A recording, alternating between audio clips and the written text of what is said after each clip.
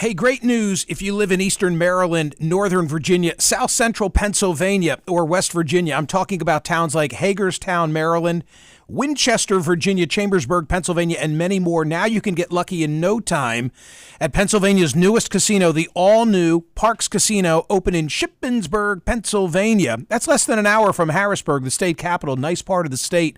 Parks Casino, Shippensburg, with 500 state-of-the-art slot machines, 48 live dealer electronic table games featuring blackjack, roulette, and more. You can bet sports on the BetPark Sportsbook kiosks located in the casino, and then stay and watch all the action. Enjoy the Liberty Bar and Grill, an upscale family-friendly restaurant and sports bar with handcrafted cocktails, and get in on all the action. It's just off of Interstate 81. Visit Parks, P-A-R-X, casino.com. Got to be 21 for the casino. Gambling problem, call 1-800-GAMBLER. TC, I think you know that last night, in trying to determine the thumbnail, which is the advertisement for our YouTube conversations, right?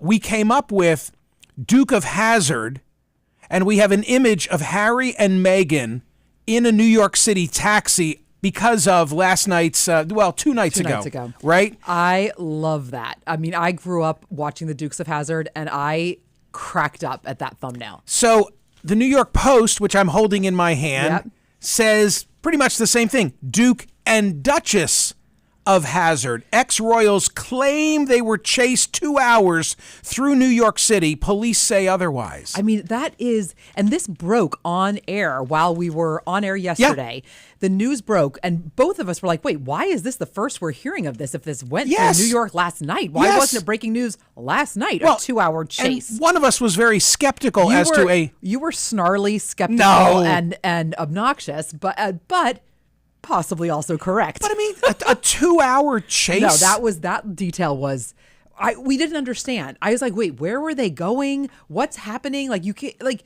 what? It did not make any sense. And it broke while we were on the air. We saw the chyron on the TV. I went in and said something about it. Then we came back and read more of it from CNN.com. That's where the 2-hour detail came in. And that's where you were very skeptical. You know that the two are so protective of their privacy. Oh, for God's sakes. This is going to be so upsetting to them because now people will be interested in their lives. Okay, see now you're just getting snarky. So can we just stick with the facts of the Sure, case what are not? the facts? I am now. You remember how I solved the Jussie Smollett case by going to Chicago? Okay, so are you going to go retrace I'm going to have to. But also, I'm going to have to. I have a map. The Post has provided me a map so that I can go and track there. Okay, but in a city like New York City where there are cameras literally everywhere, how much do we know at this point? Oh my God, you have to believe Piers is going to be on the case. Piers will put it all together. Oh, don't you think? Yes, and I just know he'll be so understanding about the whole situation. You remember that South Park episode that parodied in similar fashion to the way that I've said, you know, they so want to guard their privacy, so where do they go? California, because there are no TV cameras or paparazzi there. That makes total sense. I disapprove of that. Here's the Post coverage, because you got to go to the Post on a story like this. Prince Harry and Meghan Markle raised alarms Wednesday about a, quote, near catastrophic, more than 2-hour paparazzi chase through Manhattan, drawing comparisons to Princess Diana's fatal 1997 crash, even as cops said the supposed fiasco wasn't nearly as dramatic as the couple claimed. The allegedly publicity-hating pair said via their rep they were subjected to a relentless pursuit by a ring of highly aggressive paparazzi after leaving an event at the Ziegfeld Ballroom in Midtown Tuesday night. Wait a minute, that's right next to where I stayed last week. Oh boy, he's deep. That is right next door to where I stayed last week. Same block, TC. I saw Tom Cruise out front there once. Okay, so now do you understand what happened? Of course I do. Okay, good. You know me, I'm going to piece this whole thing together and tell you I understand it even if I don't.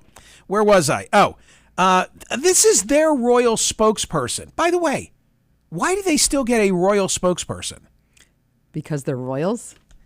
Quote, this relentless pursuit lasting over 2 hours, resulting in multiple near collisions involving other drivers on the road, pedestrians, and 2 NYPD officers. I love how the Post and other media tracked down a cabbie. Why do they get in a cab? I have no idea. I thought you had this figured out. I'll get there. Okay. The entourage spent about 1 hour driving in circles between West 57th Street and the FDR Drive in an attempt to lose the Paps before stopping at the 19th Precinct Station House on East 67th Street between 3rd Avenue and Lex. According to sources, from there, the exiled royals switched cars and got into a yellow cab.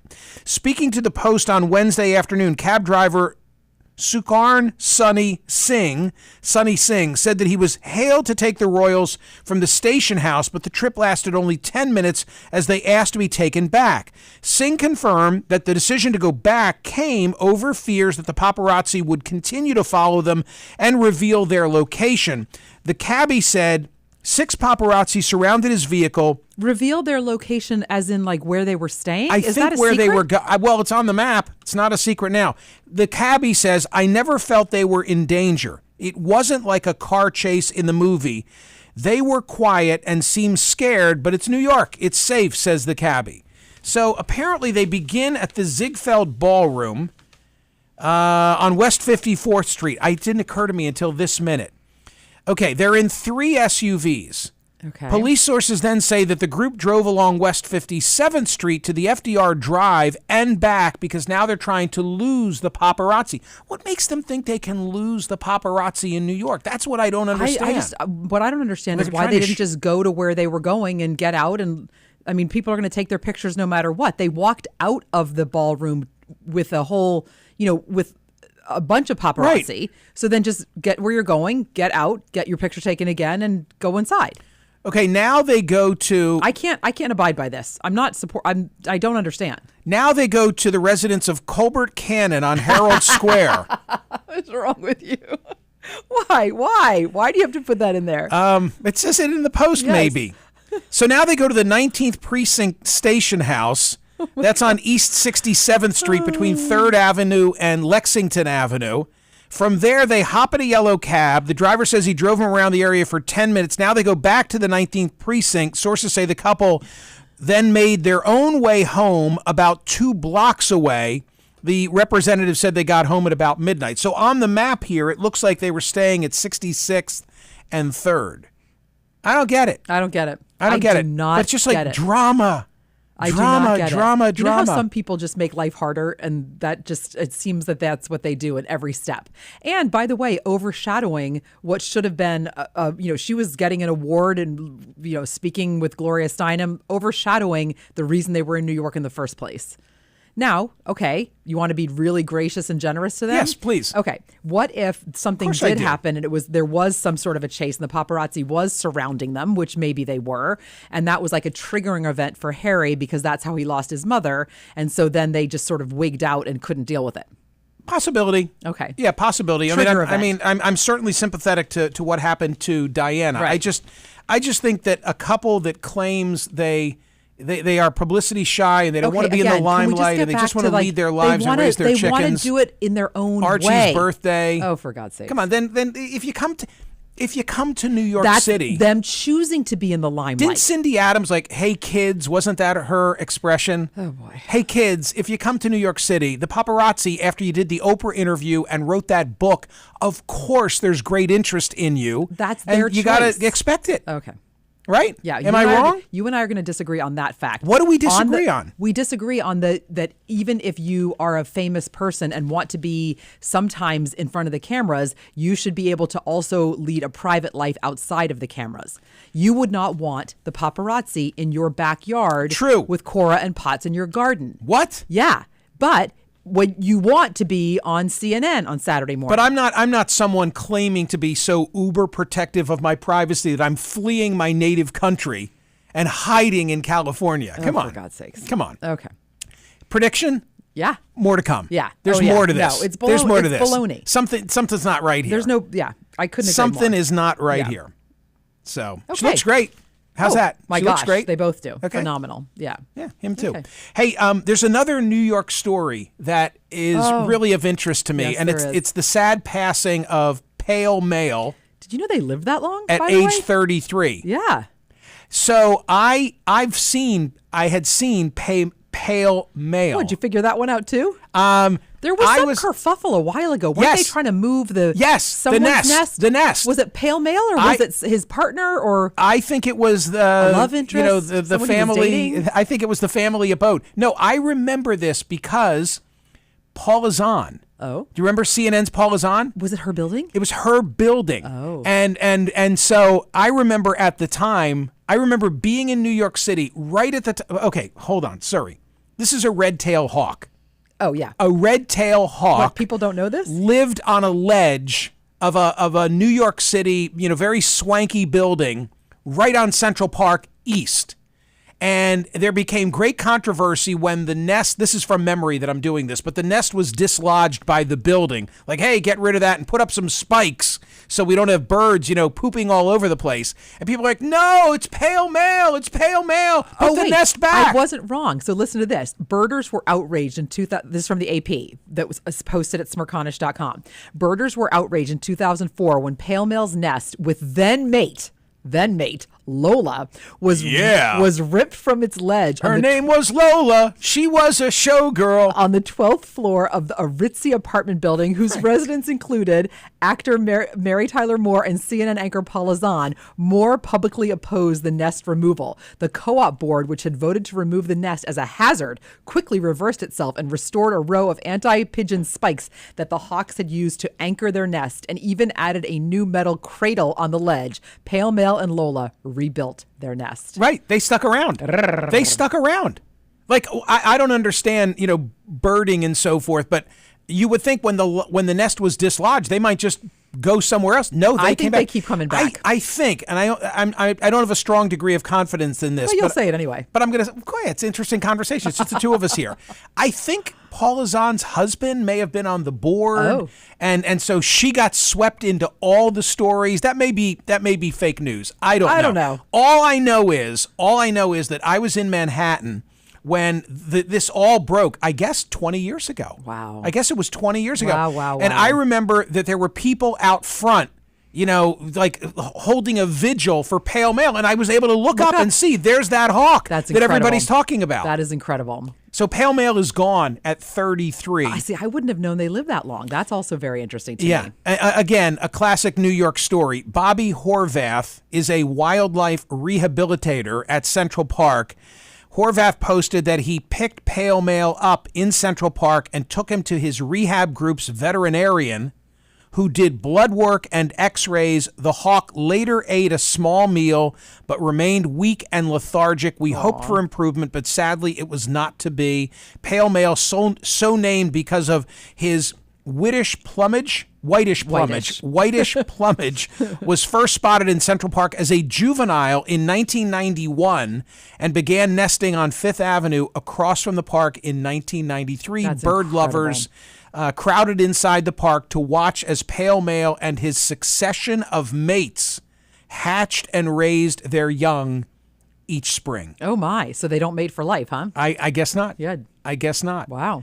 Speaking of for life, I recommend the Hollywood Reporter interview with the governor, who says his plan is to live forever. The Austrian oak would stare at his naked body in the mirror as if he were a living work of art, a figure to be sculpted to perfection by lifting hundreds of pounds of iron in endless repetition. His goal was to shatter bodybuilding records and then become Hollywood's biggest action star, and it worked. Now, decades later, when Schwarzenegger sees his 75-year-old body, what does he think about? Nothing, he smiles. My whole life, I looked at a mirror and I see the best-built man, and all of a sudden, I see a bunch of crap. It's terrible.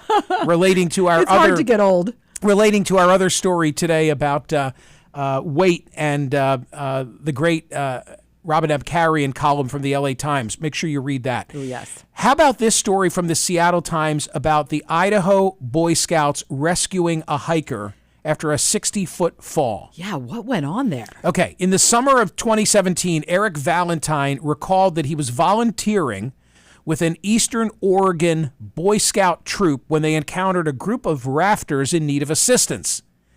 6 years later, the 80-year-old retired judge and former scoutmaster was the one in desperate need of help, and the Boy Scouts showed up. Valentine works as a freelance photographer, was hiking along Hell's Canyon in early May, taking photographs when he lost his balance and fell 60 feet down a slope while trying to get a milkweed plant off one of his boots. A Boise firefighter's wife spotted Valentine crawling and was able to flag down a group of members of Boy Scout Troop 77 who were out canoeing on the Snake River. I asked God to send angels, Valentine told nearly a dozen members of Troop 77 in his hospital's bed Monday evening. He sent me the Boy Scouts. Wow. 60 feet and he lives? Yeah, pretty cool, right? That's incredible. Poll results yesterday from Smerconish.com. Do you agree or disagree with Elon Musk that remote work is bullshit and morally wrong? We had 24,221 votes cast. Those who disagreed, 82.36%. Those who agreed, 17.64%. I love today's poll question. It does require some explanation. Yes. Should schools institute equitable grading, which aims to measure whether a student knows material without penalty for bias-inducing behavior? Check that out. Vote on that question. There's good material posted at Smerconish.com about it as well. TC, I also wanted to say, because I had told you previously that when at Wawa this morning, I looked down at the Philadelphia Inquirer, I was compelled to purchase it, which I often don't do. Visual aids. You know my explanation as to why I bought it. Today's Thursday. Tuesday, Philadelphia, the Democratic nominee was determined for mayor. Sherelle Parker is her name. She will be, barring the great unforeseen because of the Democratic registration edge in Philadelphia, she will be the first female mayor. Mayor Parker. Mayor number 100, interestingly. Cool. It took 100, but Sherelle Parker will be the first female mayor in the city of Philadelphia. She has to get past a Republican named David O., but the D's outnumber the R's 7-1. And I said to you, I was drawn to this color-coded map because it's 2023, and yet I looked at it and I thought, I've kind of seen that before. It looks very similar to election maps of the past in Philadelphia, where, as I described to you, you've got this ethnic J, or the remnants of it, against an inverted L. The ethnic J is predominantly where you find the white residents of the city of Philadelphia, the inverted L, the heart of the African-American community. And as much as things have changed and Philadelphia is electing a female mayor for the first time, the more they stay the same, because I was able in archives to get a map of the 1987 Wilson Goode Frank Rizzo general election in which I worked. And look how distinct. Do you see, and I apologize, I'm doing this for radio, but for a YouTube audience as well. Do you see those slide it over just a little bit. There you go. Okay, do you see the sharp definition in terms of where in 87, Frank Rizzo, starred in the northeast part, in the upper right, as you're looking at this, of Philadelphia. That's the northeast. You come through the river wards, you go into South Philadelphia, then into parts of Center City, and then in the upper left, the northwest wards of the city. That's where white folks mostly lived in 1987. Yeah. Rizzo gets the white wards, and Wilson Goode, the inverted L, North Philadelphia and West Philadelphia, right? Yeah. Now look at Sherelle Parker in orange. Do you see the same color coding that Wilson Goode was able to get those many years ago? And then everything that's not orange in the newspaper today was won by one of the 4 white candidates. You're my sanity check. Do you see? What's old is new again, or True? Yeah. Oh, I can see why when you looked down at the Inquirer this morning, you thought you had seen it before. I've seen it before. So I get it. As we started today, as you have said to me, in 20 years, there sadly won't be a newspaper at the Wawa. Never know. I have great confidence there will be a Wawa, but there won't be a newspaper at the Wawa. But wherever someone gets the electronic representation of the map, is it going to are you still going to see the vestiges of that? What will it look like? I mean, Sherelle Parker, I've said this and I want to be crystal clear about it. She won for a number of reasons. But race was a factor, and it's hard not to look at the map and come to that conclusion. There were 5 candidates when all was said and done. 1 was of color, 1 Asian, 3 others white, and the non-black candidates, they split a vote where the black vote largely held together for Sherelle Parker. Not as much as in 1987 when Wilson Good got 98% of the black vote. Yeah. But how many years will it take until race is just not a factor? Until it's not as blocked. It's just not a factor at all Yeah. in these elections.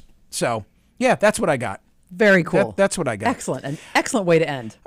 Anything else? I think that pretty much wraps it up. Yeah, I like it. Taco Tuesday. Yeah. There's a get great there. story. Okay, we'll do that maybe tomorrow. Exactly. Okay. Ladies and gentlemen, like and subscribe. TC After Dark. Woo, It's take a Thursday. listen. It is Thursday. Oh my gosh. When you listen to this one, you will hear me smiling through the whole thing. That's all I'm going to say.